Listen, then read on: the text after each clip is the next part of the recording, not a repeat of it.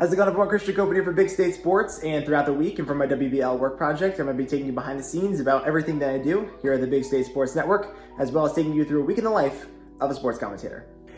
Okay, so first things first, today is Monday, and I have a softball game in Pequannock in just under 2 hours. So here's some of the prep that I have. I have my ad reads right here. I try to read through these for baseball and softball, probably about an inning or so a piece per ad. And then today is also senior night, so I also have some senior night reads. And then here is my game prep folder. So basically I have all my notes here for both Madison and Pequannock. I have my names and roster, positions, all that kind of stuff in this first column. Second column is all of these stats, batting average, on base, slugging, OPS, all these stats. For the most part, I calculate. Some I get off NJ.com. I have to calculate on base percentage and OPS. And then I have my at-bat talking points. This is something new that I'm trying out today, actually. I have first AB, second AB, third AB talking points. So that way I have something to talk about for every AB. And pretty much the same thing on this side, too. It's just more roster stuff. And I use them in this file folder so I can kind of hold it up like a play sheet, like a football coach would on the sidelines. So that is my prep. One of the best ways that I stay organized for my broadcast is I have this whiteboard here outside my room. I have everything that I need to do for the day, which is only two things. Just print out my notes, which I did, and get my player of the game shirt, which I have as well. But it's filled with other things too occasionally. It just depends on the day. So today's Monday. This is the only thing that I really had to do. Finished up all my notes last night. My school section too to keep myself organized, and then my home stuff, which is mainly used for allergy medication because I forget half the time, and I am very allergic to pollen. So yeah, so that's how I keep organized. And now we're off to Pequannock.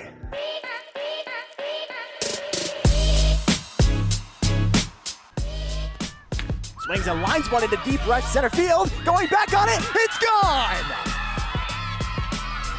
Katie Inglis gives Pequannock the lead. A two-run shot. And Pequannock goes up 2-1. 1-1, anyone's at bat here. Line drive into center field. That's going to get down for a base hit. Getting around third is Picardo. Here comes the third of the play. She is safe. That throw gets away. Moving to second base is Shakeman.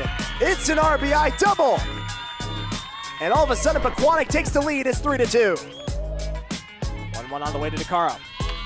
Bunt shown, gets it down, and that's in no man's land. Dewey's gonna round second, go for third. Here comes the play to third. She's safe. And on the second base goes DeCaro. So a little bunt and a little magic. And now Madison set up with two runners in scoring position and nobody out. Next pitch on the way. Line drive into left field. That's going to get down for a base hit. Dewey scores. DeCaro scores. That's going to go all the way to the wall. Rounding third. Here comes Takafuji. She's in to score. It's a bases clearing double for Georgia Mock.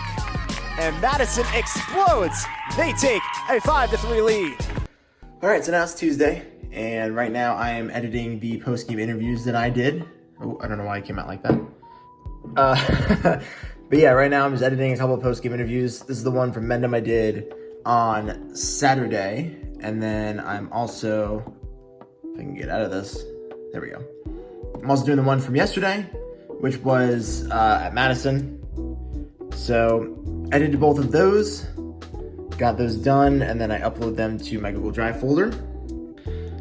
Okay, this is going to be a great matchup on Saturday. Bayonne is 13-0. I don't know, they got to be one of the last undefeated teams in New Jersey right now. How have they even gotten 13 games in, and we're not even at the end of April? It's crazy. And then we have West Morris at 8-1. So this should be a very, very good game. We've won the last 4. Let me X out this ad. I guess we only played each other 4 times. So this should be interesting. It should be really, really interesting. I'm really excited to do this. So now what I'll do is I'll email both the coaches and just ask them for their rosters pretty much. And then I'll get lineups when I get there on Saturday. But yeah, this is all I'm doing really on Tuesday. Pretty late day overall. All right, so today's Wednesday the 24th, and as you can see via these videos, I was in the office today. And basically what I do on these kind of Wednesday office days is I do a bunch of content stuff. So I'll go around, I'll ask people a certain question, or I'll do a certain game, or something to do with like social media, Instagram, and things like that. So today I went around the office asking people who their favorite high school team name was. A pretty unique idea. I don't think anyone's really done that before, and pretty much got everyone's responses that was in the office, edited the video through CapCut, and then put it on Instagram about a couple hours later. So overall, it's cool ideas. I try to implement these sort of social media ideas here and there whenever I'm in the office during the middle part of the week. Hello. the middle part of the week.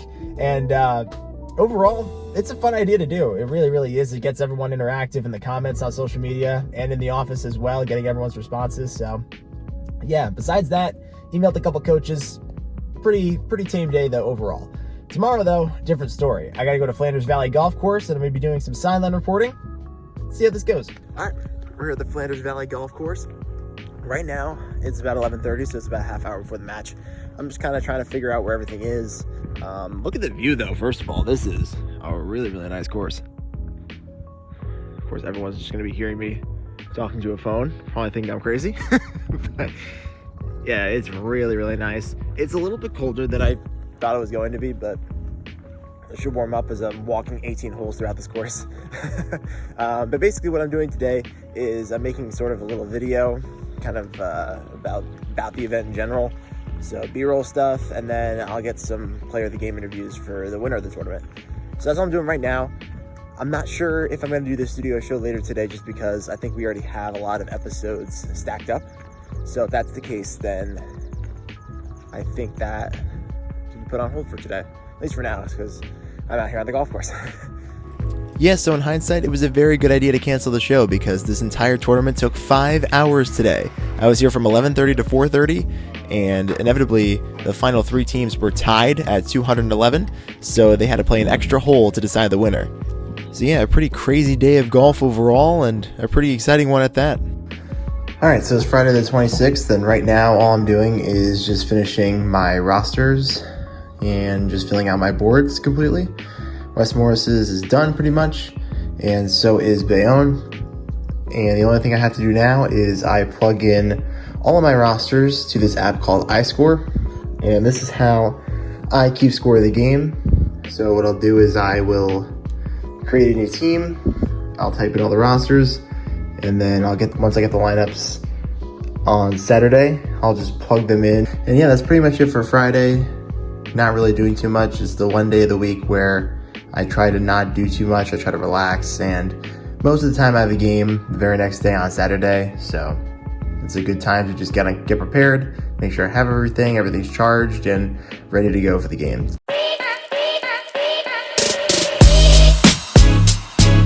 Again, look for O'Neal to go again, too. 9 stolen bases on the season, one of the top girls with speed on this team. There she goes again. Pitches in there, throw it down to second, it's a good one, and the tag out at second base. An excellent throw down to second by Brooke Cardinal to nab Annie O'Neal for out number 1. 2-2 pitch is swung on and crushed, deep right field. Everyone turns and watches it fly out of here. Caitlin Gattani goes deep, her 11th home run on the year. And that aforementioned powered shown, and Bayonne cuts the lead in half. It's 2-1. McNally slaps one in the air out to left. Coming in again, making the play, is the left fielder Mercier. In to score is Keller. McNally will take the turn and head for third. And Patel is going to hold her up right there. They're definitely going to mark that down as a triple, and that's going to be an RBI, driving in Keller, and the Wolfpack take a 5-2 lead. There's the way Shaplaski's a line drive into center field. That's going to get down for a base hit. They're going to wave around third Geedy. Here comes the throw to the plate, and it is late. And that is an RBI double from Zoe Shaplaski. And the Wolfpack extend the lead. It's 8-2. Top of the 6th inning, a 10-2 lead for the Wolfpack. 2 on, 2 out, 1-2 pitch on the way. Strike 3 called on the outside corner. There's a line drive into right center field. That's going to get down and in the gap for Shaplaski. Around third is Geedy. Here comes the throw in, and it's going to be not in time as it is a RBI double for Zoe Shaplowski, and it is 11-2 for the Wolfpack. 1-2 is crushed deep out to center, way back. Everyone turns and watches it fly out of here. Jenna Jaycott with a 2-run bomb out into right center field, and the Wolfpack have a 13-2 lead. My goodness, an absolute bomb. So she's on first. Hit by pitches again, and a little bit of an issue for Gattani as Waymire pops one up right towards me. God. And that goes foul. I could have made that play. That was like directly. That was terrifying. If I wasn't tied up here in these cords, I could have probably made the play. I'm sorry. But I wasn't going to even try because I was probably going to break my hand with how cold it is. Yeah, that's, I'm going to start putting my glove in my car. I'm going to do that as soon as I get home. I'm going to go through the closet, find my glove. Pitch is way high. Runner goes. Throw down to second is not in time, and Diaz has the stolen base. Back here on the Big State Sports Network, a 4-2 lead for the Wolfpack, and the ice cream truck has just showed up. I don't I know. wonder if you can. It might drive by my camera angle. Probably not. They got to be careful they don't get hit by a foul ball. There's been a couple of them behind the backstop today. It's also 41 degrees. Why is the ice cream truck? You know, I don't know. I don't ask questions. This is the second time in 2 weeks the ice cream truck has pulled up during one of my broadcasts. Anna Keller set to lead off this inning. Pitch in there for a strike. The idea of ice cream sounds great, and I would enjoy it so much, but I already can't feel my fingers and toes, and I don't want to not be able to feel the inside of my body either. They got hot chocolate, maybe? Yeah, like that would be great. That's the only other reason why I would think it'd be here. I don't know. I just saw the ice cream truck go off-roading into the woods. I don't know where it went. They disappeared. It's somewhere back magic. there. And I swear it was the ice cream truck, too. All right, so that was my week in the life of a sports commentator. I hope you guys all enjoyed. On Thursday, like I said before, I was at the golf course, but one thing I didn't get to showcase to you guys is the show that I run, which is called Stars and Standouts, and we do that every Thursday most of the time, unless I have a game or like that Morris County Tournament golf event happening. I can't really do it. So I'm going to show you kind of what goes on for the show and just kind of show you what a show looks like. Hello everyone and welcome to Stars and Standouts, where we spotlight the stars of today and the standouts of tomorrow. Christian Copeland alongside Peter Fivefoot, and today the player spotlight is on Haley Uricello of Roxbury Softball. So if you don't know how this works, we have 60 seconds to talk about the spotlighted athlete, and that time starts right now. Okay, so taking a look at Haley last year on the mound, she went 17-4 to a 1.22 ERA, a whip under 0.7, unreal. But then you look at her K per 9, almost 17, striking out almost 17 batters over 9 innings, absolutely ridiculous. She has excellent control as well, and on the offensive side too, a 457 average, a 527 on base, a 765 slugging to give her an OPS almost at 1,300, 5 home runs, 20 RBIs, just absolutely unreal numbers for the girl that's going to go to Albany next year. Is there really anything that she can't do with the softball? Well, Christian really is not much, and because of her command of the pitches, you can go inside, outside. The catchers at Roxbury have such a command and such an understanding of what she can throw. Roxbury has been a power in Morris County for a while due to how good her cello's been, and Albany's going to get a real great position, power on the mound for them in college. What a great player she is. Thank you to Open Road Mazda of Morristown for sponsoring today's video, and let us know down in the comment section below who you want us to spotlight next here on Stars and Standouts.